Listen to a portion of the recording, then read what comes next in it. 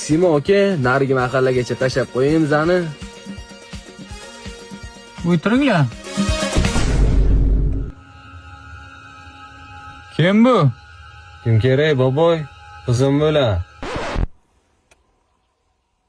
Bu siz yigitdingiz, ha? Yo'q, просто tanishim. Tushunarli. Bo'lmasa ketdik Makkapoyaniga. Nima qilamiz Makkapoyada? Bu yoqda odam o'zi hech kim bilmaydi-da. Shuning uchun shu joyga boramiz hozir. O'g'lim, nima ish qilasiz siz? Qaynotam pul yashiman. Qaynotangiz xabari bormi bu narsalardan?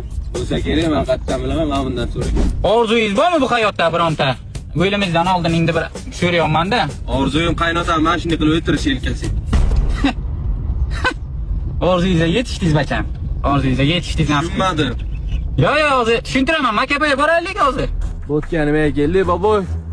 Hech kim ko'rmaydi-da bu yerda, shuning uchun keldik bu yerga. Va shu yuzdan ketyapsiz, boboy. Mana shu kishi mani dadam. Endi yetib bordimi? Asalim? O'ycha tashlamışsın.